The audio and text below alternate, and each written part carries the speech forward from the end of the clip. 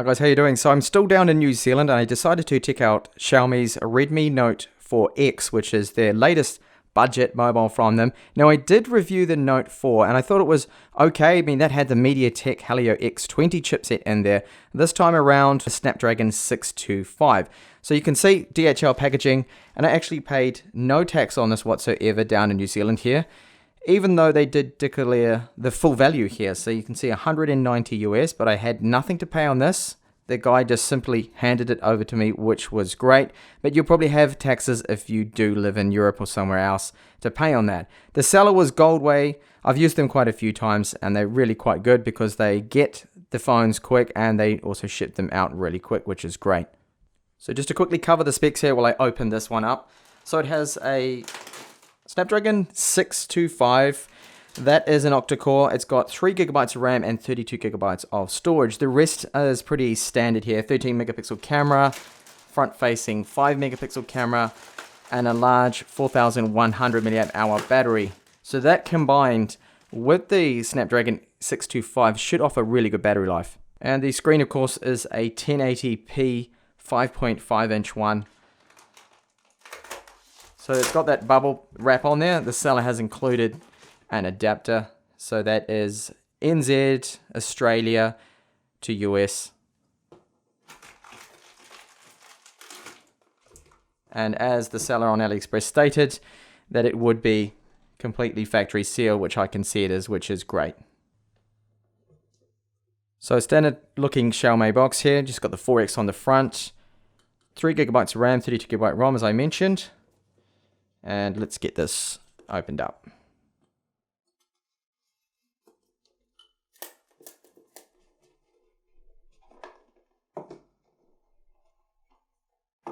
Alright, so there's the phone. I'm just going to put that aside for a second and have a look at what else we get in the box. Now it looks like we've got a standard charger. So this is first just the leaflet outlining the arrangement there of the SIM tray, of course. So you can put a micro SIM, a nano SIM, or use the micro SIM and a micro SD card on there if you want to expand on that 32 gigabytes of storage. And that is all in Chinese. A cable here, so that's just micro USB 2.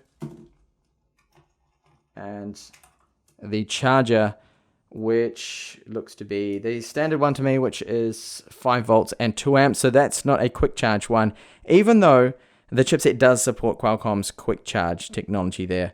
They don't include that for whatever reason, probably just cost saving. And finally then the SIM tool. So now onto the phone. You can see I got the white and gold version and looks pretty much the same as the Note 4 that what I can remember. Maybe slightly different on the bottom there and the top. So the back here made out of metal, and the bottom, top and bottom, that looks to be plastic to me, and this will be for the antenna reception, but it's a little sad to see that they have used the plastic top and bottom instead of perhaps using an antenna line there. So along the top, there's a 3.5mm headphone jack. We have IR and a secondary microphone. On the bottom, loudspeaker, microphone, and sadly, still a micro USB 2 port. I do believe that it should be Type-C now. That really should be the standard, even if it is a budget phone. And along the right hand side, power button and the volume button, they feel actually quite good. Those are made out of metal. No play, no movement to those. Have a very good feeling to them. Now around the screen here, this is plastic where it meets up with the rear metal housing there.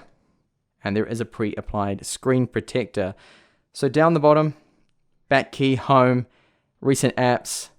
Along the top, ambient light sensor, your proximity sensor, earpiece, and that front-facing 5 megapixel camera. Finally, on the left-hand side, the SIM tray there, which houses your micro or nano SIM or your micro SD card. I'll show you that later on in the video. So I can see along the back, the metal plate where it joins up with that plastic top and bottom, there's a slight little cosmetic change there that Xiaomi have done there over the Redmi Note 4. Slightly different, but the phones do look very similar. And like the Redmi Note 4, the camera lens is actually sitting slightly recessed by about 0.5 mm. Hopefully this should avoid it actually getting scratched when lying face down. This is how the SIM tray works. So you can use in the bottom slot a micro SD card and then a micro SIM on top, or a nano SIM and micro SIM for dual SIM support. Of course, you have to give up on that micro SD card. And in hand, I'd say it feels a little bit better than the Redmi 4. I don't know why. It feels very solid, very well put together. Perhaps the back of it is now a little stronger or something, just those slight changes they have made. But it does feel good. Very nice in hand. So let's get this powered up and get that screen protector off it. And I'll see if this really is a global ROM or not. It should be, because the seller is advertising that on AliExpress. Okay. It looks like it isn't a global ROM. Sorry about that. I said it was because they did advertise that. Perhaps they must be reflashing the phones they are selling to the global ROM. But here you can see I've just got Chinese languages there and English. Perhaps that bottom one is Thai if someone knows. Alright, so one of the setup steps is to add your fingerprint, of course, for added security. There's a rear fingerprint reader, just like the Redmi Note 3, the Redmi Note 3 Pro, and the Redmi Note 4. And I'll go ahead and just do that very quickly. So first I need to put a PIN number in. Just ignore that, whatever that is, popping up in Chinese. And my super secure password that I often use in these videos. So just add the finger on the back, get it to read it. I think it's about 10 times. There we go, done. Okay, so just going to skip past all of this stuff. Setup's complete. Just check if that fingerprint has actually worked. I did that very quickly as well, but I'm just going to turn that off. And it unlocks. Not the fastest. There's a few seconds delay there. But I guess that's to be expected with the slightly slower chipset here. There we go. Okay, so what bloatware is on here? Normally we get a few things on here, and I'm seeing the standard Xiaomi applications they put on there. You've got Mi Live, a few other things. Now, a lot of this, literally most of it, you can actually just go ahead and remove. So that can be uninstalled.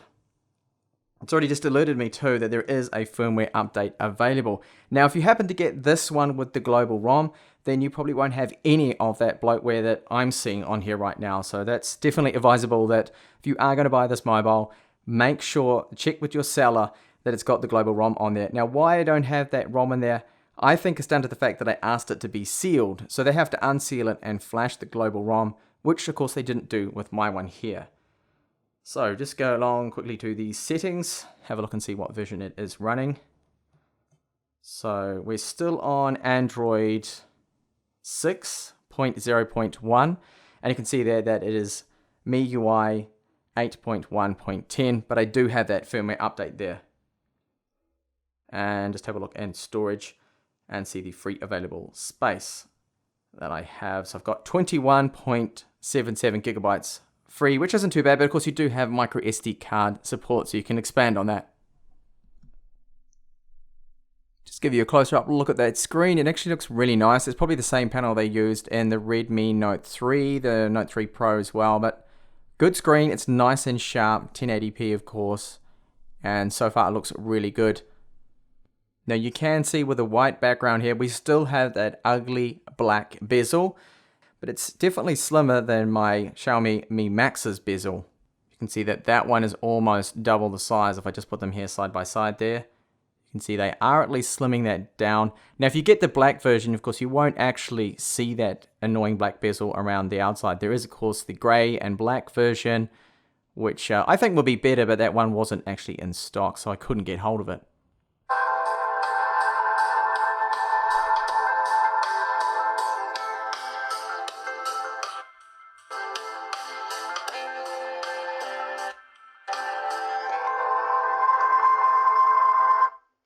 Okay, so that loudspeaker sounds okay. You can hear some distortion there at 100% volume, which isn't great, but at least it's got some volume to it. Very quick size comparison. So I have my Samsung Galaxy S7 right here, which is 5.1 inches. Then we have the Redmi Note 4X, which is 5.5, obvious difference there. But you can see thickness-wise though, this actually is about the same there. So the Redmi Note 4X is about the same as the Galaxy S7. And here's my Mi Max, which I would say is a tiny bit thinner there, but of course being 6.4 inches is an absolute monster, even compared to the 5.5 inch Redmi Note 4X. Now, one of the reasons why I decided to actually review this one, even though I've seen the Note 4, was just to have a second look at the Snapdragon 625, because I did review the Redmi 4 Prime, which also had a 1080p screen, and I experienced quite a bit of stutter and lag in that, especially when gaming. I noticed that there were micro pauses, there were some little laggy bits here and there that I wasn't too happy with. Hopefully that has now been fixed by Xiaomi with their latest ROMs, but I've noticed so far they're just using it. I haven't seen any lag or stutter yet, which is a good sign, but it will be interesting to see once I download and install all my games to test out whether or not the Snapdragon 625 will be able to handle that without any stuttery bits. Now let's have a quick look at the camera. It's your typical Xiaomi affair, the standard MIUI 8 app that they have for it. So camera mode, shutter rate seems okay. Now this is one area where I feel that Xiaomi really lack, and that's their cameras are often just overlooked, it seems, even on their flagship models. So 13 megapixel camera on the rear with an aperture of 2.0. We have a 5 megapixel front facing camera, also an f2.0 aperture. So I'm not expecting any miracles really out of those cameras, but you get your standard modes here. If I just go over quickly into video mode, I wanted to see if it would at least record in 4K. Let's have a look. Full HD only.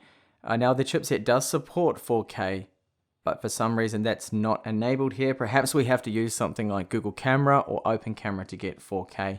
I will have to check that out. So we have focusing modes, tap to focus, and if I just move over back into that camera mode, just to show you that what other modes there are. It's all your standard stuff there. So panorama, manual as well. You can control the white balance and ISO and everything else there. So I'm going to go outside quickly, just take a few sample shots with the rear camera, a little bit of video as well, and the front-facing camera, just to give you an idea of how that performs.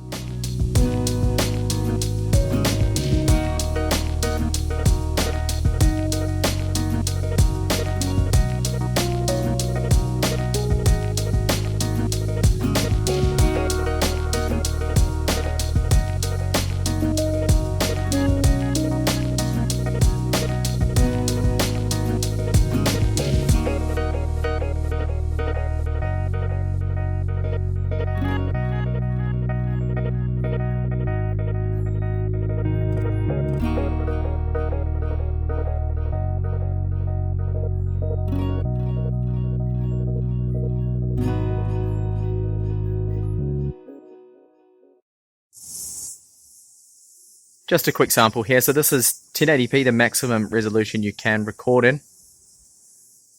Unfortunately, the app doesn't seem to allow, or at least the current firmware I'm on, 4K option, even though the Snapdragon 625 will support that. Now I've enabled continual autofocus. The default is tap to focus, and it seems to be working okay. So I'll swap over now to the front-facing camera, and we'll have a look at the performance of that. So the front-facing camera, there's absolutely no settings, no options whatsoever. I don't know whether this is 1080p or 720p until I get this on my PC, but it looks to me, quality-wise, like it's possibly 720p only, the front-facing 5 megapixel camera with f2.0 aperture. Let's see how it handles me walking into the sunlight. Quality looks to be okay here.